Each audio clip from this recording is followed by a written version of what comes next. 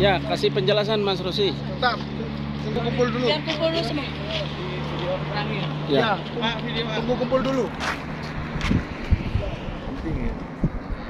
Ini kurang ini. Mas Rosi, belah sini, Keterhalang benteng. Ayo, punten. Bentar lagi. Saya jelaskan bentar.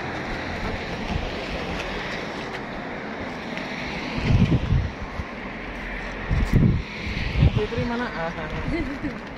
Ya, silakan Mas Rosi. Bapak Ibu sekalian yang dirahmati oleh Allah Subhanahu wa taala, alhamdulillah sekarang kita ini sudah berada tepat di Masjid Qub. Ketika Rasulullah kabur dari kejaran orang-orang Bani Sakif, di mana Rasulullah di sana, Bapak Ibu sekalian, di sana terdapat perkebunan Addas, yang mana sebelum Rasulullah bersembunyi di sini, Rasulullah dikasih anggur oleh yang budak yang bernama Addas. Addas ini adalah seorang budak yang mana majikannya yaitu Abi Darrin, Bapak Ibu sekalian ya. Dan itu anggur itu dikasihkan kepada Rasulullah. Nanti kalau kita jalan ke sini terus ada masjid yang namanya Masjid Addas dan seberangnya ada perkebunan Addas. Disitulah tempat Addas dan Rasulullah berada di seberangnya. Sehingga ketika itu majikannya kasihan, ya Addas, siapakah yang di seberang sana? Silahkan kasih anggur, kata majikannya. Akhirnya Addas ke seberang sana lalu menghampiri Rasulullah dan Rasulullah memakan anggur dengan membacakan Bismillah. Dan Addas ini kaget, tidak pernah satu Addas ini melihat orang-orang sini membaca Bismillahirrahmanirrahim. Ini seperti yang diajarkan oleh Nabi Isa katanya. Siapakah engkau? Kata Rasulullah, saya adalah saudara Isa. Karena antara Nabi dengan Nabi yang lainnya itu saudara, Bapak Ibu sekalian. Dari situlah orang-orang sakit masih mengejar, Bapak Ibu sekalian. Akhirnya dari sana, jalan sebelah sana nanti ada perkebunan Addas, lari bersama bertiga orang. Ya, tiga orang lari ke dalam sini, Bapak Ibu sekalian. Siapa aja bertiga teh? Yaitu Zaid bin Harisah dan Addas dan Rasulullah SAW. Jadi Ustaz, ini tempat apa lagi? Di sini adalah Masjid Qub. Kenapa kok dinamakan Masjid Qub? Ketika itu Rasulullah masuk ke dalam, di situ sikunya disenderkan ke batu. Atas izin Allah, batu yang dulunya keras itu menjadi lembut seperti bantal. Dan nanti ibu dan bapak akan melihat bekas siku Rasulullah SAW. Kemon. Ya, Qub artinya siku, sehingga Qub dijadikan nama Masjid Qub ini. Ketika itu Rasulullah bercucuran darah. Apa yang terjadi? Datanglah malaikat Jibril. Karena kenapa? Orang-orang Bani Sakif ada di atas sana, mau melempar batu yang besar sana. Tuh, ada batu yang hampir jatuh, lihat. Nah, itu ditahan oleh malaikat. Karena Rasulullah ada di bawah, sehingga orang-orang Sakif ini mau menjatuhkan yang ada batu ganjalnya tersebut. itu. Ya, betul. Yang dua itu. Betul, yang dua itu. Orang Sakif masih ada di atas. Ya.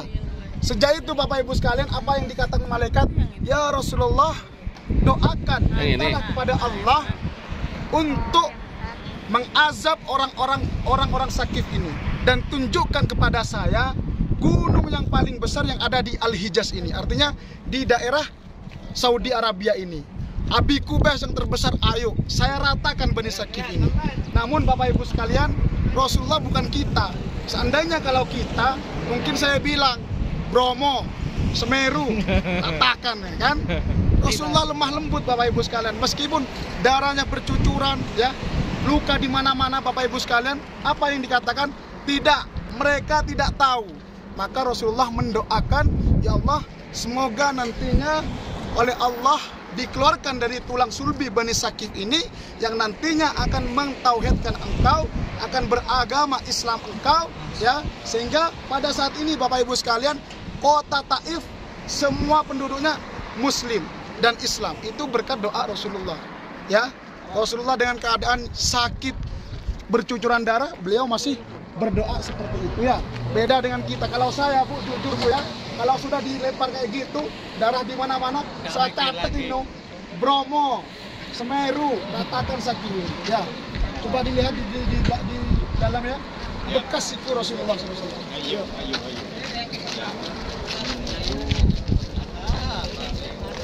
Cekidot.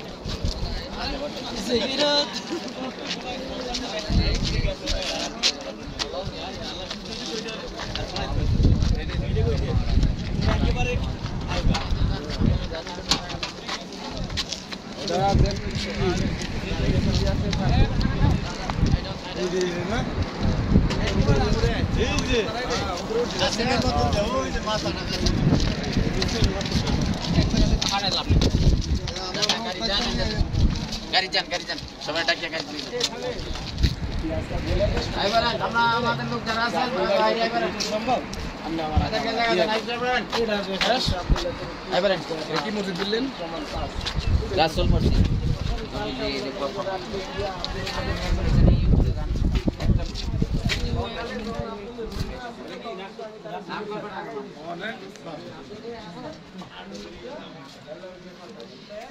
Sebentar, akhi.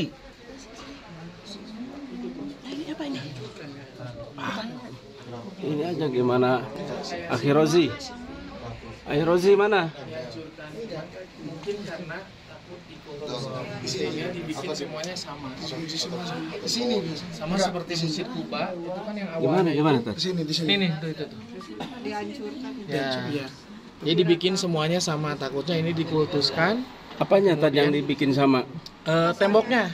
Coba kasih tunjuk Nah gimana? ini nih, Pak Haji, maaf ya. Tunjuk. Nah yang Yang mana? ini tuh asalnya agak jorok ke belakang, ada bekas siku. Nah, takut ini dijadikan dikultuskan sehingga dibikin semuanya sama.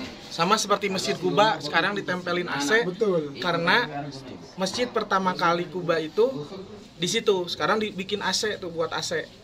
Karena orang pada berbondong-bondong sholat di situ. Nih, di sini dia. Ini yang ini nih, Pak Haji. Beliau di sini. Ya, dia duduk. Duduk posisinya. Di situ. Nah, ini ke sini. Dulu ini agak menjorok ke Belakang. tapi sekarang dibikin sama. Dibikin sama. Ya, Sama-sama. tujuannya supaya jangan sampai ini dikultuskan karena tidak ada keistimewaan apapun di tempat ini gitu. Selain dari arah kiblat ke sana ya? Iya. iya arah kiblat ke sana. Dan nggak ada keistimewaan sholat di sini, nggak ada. Sama ini hanya sebagai siroh saja untuk mengetahui sejarah. Dan itu apa ya? Itu lorong itu. Yang mana? Yang kanan, Haji? kanan. Itu buat sholat, imam Sholat. sholat. Oh, jadi yang sini. Ya, duduk kemudian si ininya tuh kan sikunya. Nah, di sini ada bekasnya. Maka dibikin sama semuanya. Sama seperti yang lain, jadi tidak ada yang sama. Masjid Kuba juga seperti itu. Masjid Kuba kan hanya sepetak. Yang awalnya itu sekarang dibikin buat AC besar. Supaya orang tidak sholat di situ, tapi sholat di semua tempat yang ada di situ. Memang kerajaan Arab Saudi selalu membuat tempat-tempat yang seperti itu, bahkan kalau bisa dihilangkan supaya tidak ada syirik. Seperti Saqifah Bani Saidah di Madinah, itu bikin taman biasa saja. Masjid Ali bahkan ditutup kalau Masjid Ali. Jangan sampai nanti orang pada sholat di Masjid Ali untuk kaum Syiah dibandingkan dengan Masjid Nabawi. Ini tempat kalau mau sholat bukan tidak boleh, tapi jangan jadikan tempat ini istimewa gitu ya, dibandingkan dengan tempat-tempat yang lain. Ini istimewa hanya sebagai sejarah saja.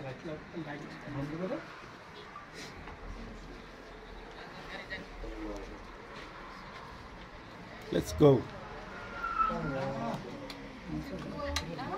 Haji, Ini siku, masjid Kutu siku. Haji, itu emang kenapa dibuat begini-begini? Apa? Ini sama-sama. Ya, kamu cuma dekorasi aja. Dan memang sekarang ini kerajaan Arab Saudi itu menjadikan situs-situs bersejarah itu sebagai tempat rekreasi. Bukan rekreasi lah, sebagai sejarah. Maka seperti Masjid Gomama nanti kita di Madinah, Masjid Ali, Masjid Abu Bakar, semuanya diperbaiki, diperbagus gitu. Bentuknya nggak seperti ini dulu, nggak sampai seperti ini, cuman tempat berdiamnya seperti ini. Supaya orang-orang tuh, ya ini tempat bersejarah, tapi tetap bukan tempat yang harus dikultuskan. Wajib sholat di sini, bahkan menomorduakan misalkan dibandingkan dengan Masjidil Haram dan Masjid Nabawi. Ini bangunan masih dari dulu. Enggak seperti ini Pak Haji. Yang ini memang dibikin oleh kerajaan Arab Saudi, diperbagus lah gitu ya, sebagai situs sejarah. Nanti di Madinah juga banyak masjid-masjid kecil, itu dibentuk, diperbaiki. Nah, tujuan kerajaan Arab Saudi seperti itu adalah untuk menjadikan tempat itu sebagai situs sejarah, karena sektor pariwisata salah satu sektor yang disorot oleh kerajaan Arab Saudi karena memang persediaan minyak kan sudah mulai menipis. Nah, salah satunya memang sektor pariwisata. Ini ada yang kayu-kayu terbakar ini. Mana buat ya dekorasi saja ini. Ini bukan seperti ini. Ini kan bukan kayu, Pak. Apa ini? Ini bukan kayu. Dekorasi aja. Kan itu suara nggak tahu saya sudah suara.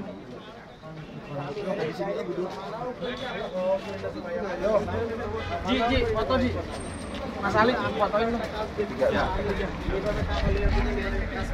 Itulah penjelasannya. Semoga bermanfaat. Assalamualaikum warahmatullahi wabarakatuh.